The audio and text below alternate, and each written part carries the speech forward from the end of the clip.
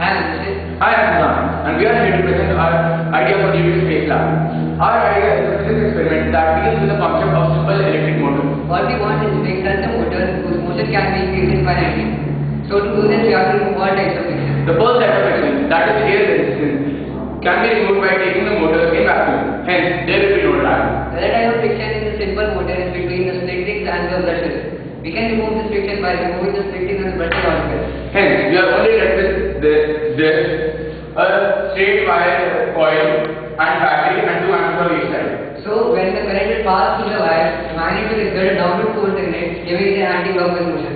But after half the rotation, the current direction will reverse. Because of this, the motion will also reverse, failing the experiment. Hence, to prevent this, we have to attach the magnet to the wire also so that they can also move with the wire and thus continue the motion. Since there is no friction, so the motion cannot stop. And since the electricity supplied is being constant, the magnet will exert a constant force due to which its speed can increase. Speed can increase. Now, there is a question: how to suspend the motor?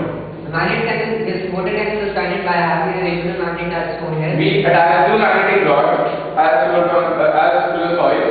The output of each is a North Pole. This magnet is surrounded by another circular disc of magnet, whose inner side is North Pole, and then another bar magnet, whose North Pole is facing the original magnet. So all these arrangements will repel the original magnet such that it cannot move in any direction, and thus it will remain suspended in midair. Now, we know that the experiment can violate some safety regulations, but it is worth a try. Well, the hypothesis is that the motor will work and its motion can steadily increase to infinity if we apply constant current. And that is, thank you.